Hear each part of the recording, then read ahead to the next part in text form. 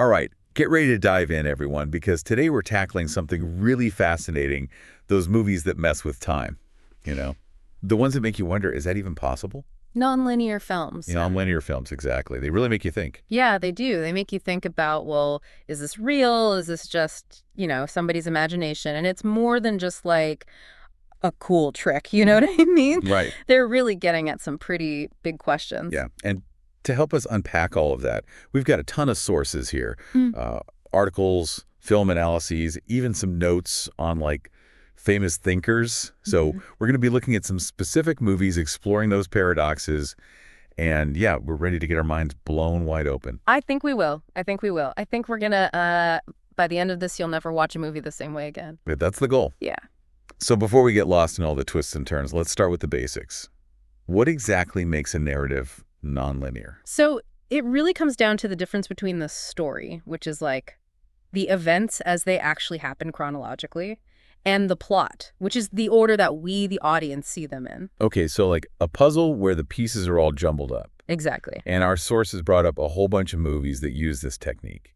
We've got The Sixth Sense, The Age of Adeline, The Lake House, Oblivion, The Butterfly Effect, Edge of Tomorrow, Minority Report, Pulp Fiction 2.37, and Vantage Point. We've got pretty much every genre covered here. We do. And each one kind of disrupts time in a different way. So like some of them, like The Sixth Sense, they really blend that line between what's real and what's fantasy. Oh, yeah. You don't know what you're seeing until like that big reveal at the end. Exactly. And then you have to go back and rethink the whole thing. But The Age of Adeline tackled the idea of, well, what if you could stop aging? Right. The past is always kind of like bumping into her present, and she's got to figure out, how to deal with that, how to form relationships. What does it even mean to be alive when time isn't moving forward for you? Heavy stuff. Yeah. And then there's Pulp Fiction. That movie just throws the timeline out the window. Right? Oh, yeah, it jumps all over the place. But it's not random, like Tarantino, he uses chapter titles. He's got this really clever editing style, and there are these recurring images and motifs that like pop up throughout the film. Oh, right. Like I remember that mysterious briefcase and that dance scene. Yeah, exactly. So it's not just about being flashy. There's a reason behind all the time jumping. Right. There's definitely a method to his madness. Okay, so these movies, they're not just playing games with time. They're also tackling some pretty big philosophical questions, right? Oh, absolutely. Like, can we actually change the past or predict the future? Or even, like, really understand what reality is. And our sources mentioned that some of these films even get into, like, determinism versus existentialism. I know those are big concepts, but could you maybe break those down for us? Sure. So determinism is basically the idea that everything that happens is already decided. Fate, free will is just an illusion. Yeah. And some of these films, like Minority Report, they really dive into that concept. Like, what if you could see crimes before they happened? It makes you think, like, would we even have a choice then? Right. Are we really in control, or is it all just like playing out according to some predetermined script? And then you have existentialism, which is all about, like, our freedom to choose, even if it's kind of scary. Right. It emphasizes that we have this responsibility to create our own meaning, to make choices, even if there's no clear right or wrong answer.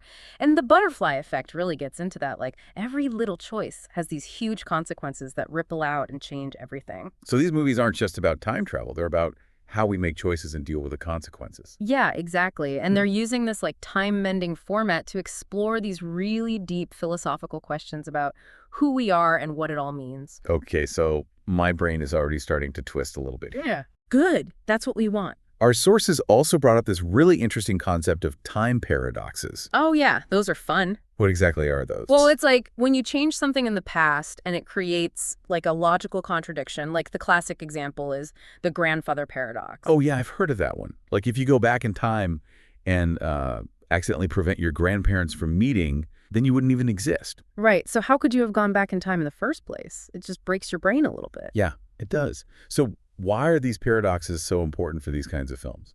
Because they really make us think about, like, is time really a straight line, or is it something more complicated, something we don't fully grasp yet? So they're suggesting that maybe our understanding of time isn't the whole picture. Maybe. Maybe time isn't as fixed and unchangeable as we think it is. Maybe it's more flexible, more subjective. Whoa, okay, that is mind-bending. But how do filmmakers actually do this? Like, how do they create this feeling of time being all messed up on screen? Well, it's a bunch of things, really, that use editing, of course, but also things like showing us events from different points of view, using music and sound effects to create this, like, unsettled feeling. And even just the dialogue itself can be kind of disorienting. So they're using all these different techniques to, like, bend our perception of time and reality. Exactly. They're really making us work for it. I'm already thinking I need to go back and watch some of these films with a whole new perspective. You definitely should. You'll catch things you didn't notice before, for sure. Okay, so before we, like, fully lose ourselves in the time vortex, our sources brought up a really interesting connection to something outside of film, something that plays with our perception in a similar way. Oh, you mean Anish Kapoor's Cloudgate in Chicago? Yeah, the bean. Yeah. I've seen pictures. What does a giant, shiny sculpture have to do with all this? Well, it's all about distorted perception, just like these films. The bean, with its curved, reflective surface, it kind of like warps the world around it. So you look at it and you start questioning what you're seeing, how you're seeing it. Solid things seem fluid, lines get all wobbly. It's really cool. So it's kind of like a physical representation of what these films are doing with time, right? Yeah, it's like they're both messing with our senses, making us question what we think we know about the world around us. Okay, my brain is officially doing somersaults now. That's a good sign. It is. It is. Well, we've covered a lot of ground here in part one. I think we need to take a little break and let all this sink in. Yeah, good idea. We've got a lot more to explore, and I think part 2 is going to get even deeper, even more mind-bending. Can't wait. So everyone will be back soon with part 2 of this deep dive into nonlinear films and all the big questions they raise. See you then. See you soon. It's interesting, when we think about these nonlinear films, this idea of messing with time, it's not just limited to movies, is it? Oh, totally. We see it all the time. I mean, think about how we tell stories in real life. We're constantly jumping back and forth, adding details, changing the order. Right, exactly. It's like we naturally use flashbacks to explain things, or we'll hint at something that's going to happen later to build suspense. And sometimes we even, like, change the story a little bit, depending on who we're telling it to. Oh, for sure, for sure. So if we're already so good at manipulating time in our own heads, why are we so drawn to these movies that do the same thing? You know what I mean? Yeah, that's a good question. Maybe it's because it reflects how our brains actually work. Mm-hmm. Like, memories aren't perfect recordings. They're more like impressions, feelings. That's a good way to put it, yeah. They're fluid, they change over time, and they're definitely influenced by our emotions. So maybe these movies aren't so much messing with time as they are reflecting how we experience it internally. I think you're onto something there. And it brings us back to that question we touched on earlier. Could we, actually create our own nonlinear narratives in our everyday lives? If our perception of time is really subjective, then I guess, yeah, it's possible. But how do we actually do that? How do we become, the directors of our own timelines? Well, I think the first step is just being aware of it, recognizing that our memories aren't always accurate, that they're shaped by all sorts of things. So accepting that we're already kind of doing it, even if we don't realize it. Exactly. And once you're aware of that, then you can start to be more intentional about it. Choose which stories you tell yourself, which moments you focus on. It's almost like we're curating our own highlight reels, Yeah, I like that. Choosing the scenes that best represent who we are, the story we want to tell. But it doesn't have to just be the good stuff either, right? Right. It's about embracing all of it, the ups and downs, the messy parts too. Exactly. It's all part of what makes our lives unique and interesting.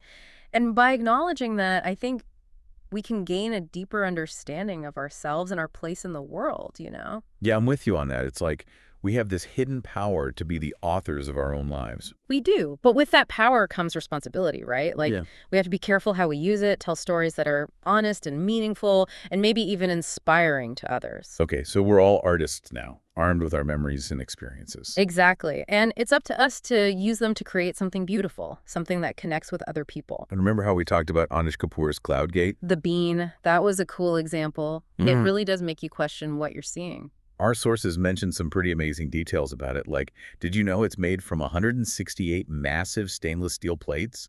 Each one weighs over 2,000 pounds. Wow, I didn't know that. That's incredible. And it took years to build, years of polishing to get that perfectly smooth surface. I can't even imagine the amount of work that went into it. It's like they were trying to create this giant mirror that reflects not just the city, but also our own perception itself. you know? Yeah, I get that. And it connects back to what these filmmakers are doing, right? They're both pushing boundaries, exploring new ways of seeing and experiencing the world. It's about pushing beyond the ordinary, challenging ourselves to think differently. And that's what makes both art and film so powerful. They can transport us, challenge us, and inspire us all at the same time. I think that's a perfect segue into the final part of our deep dive. Are you ready to keep exploring these mind-bending ideas? Lead the way. I'm ready for anything. It's wild to think about, you know? These filmmakers, they're like sculpting time, shaping our perception, just like those artists with their, steel and stone. Yeah, it's pretty amazing. They're using the tools of cinema to make us question everything we thought we knew about reality. It's like they're saying, hey, what if time isn't just this straight line? What if it's more like a swirling vortex or something? Like multi-dimensional tapestry, maybe? And we're just catching glimpses of it, these little fragments out of order. Exactly. And that's what makes these films so fascinating, right? They force us to step outside of our linear way of thinking. And embrace the mystery, the unknown. And that can be a little unsettling, but it's also incredibly exciting, I think. Oh, totally. I'm realizing now that these non-linear films, they're not just about entertainment. They're about pushing the boundaries of how we understand the world. It's like a philosophical exploration disguised as a movie. Yes. And that exploration, it can be really personal too, right? Like we were talking about creating our own non-linear narratives in our everyday lives. Right, how we choose to remember things, how we tell our own stories. We're always editing, reframing, jumping around in time. So we all have the power to be the authors of our own lives. In a way, yeah. We might not be able to control everything that happens, but we can choose how we make sense of it all, how we string those events together into something meaningful. It's kind of a beautiful thought, actually. We're not just passengers on this train ride through time. We're actually The conductors. We get to choose the route, the stops, the scenery. Exactly. We have a say in how the journey unfolds. And that journey, it doesn't have to be a neat straight line either. It can be messy, full of detours and unexpected turns. It's like those nonlinear films are giving us permission to break free from the tyranny of chronology. To embrace the chaos, the complexity, the beauty of it all. This whole deep dive has been such a mind-blowing experience. Seriously, I feel like I have a whole new appreciation for nonlinear films and what they're trying to do. Me too. It's been a wild ride. So, to everyone listening, we urge you, go out and experience those mind-bending films. Don't be afraid to get a little lost in the time vortex. And when you do, don't just sit back and enjoy the ride. Engage with the big questions, the philosophical dilemmas, the possibilities. Because that's where the real magic happens. That's where you'll find those nuggets of insight that stay with you long after the credits roll. Keep exploring, keep questioning, and keep your mind open to all those infinite possibilities that lie beyond the linear. And on that note, we'll wrap up this deep dive into the world of nonlinear films. Until next time, thanks for joining us. Thanks for listening, everyone.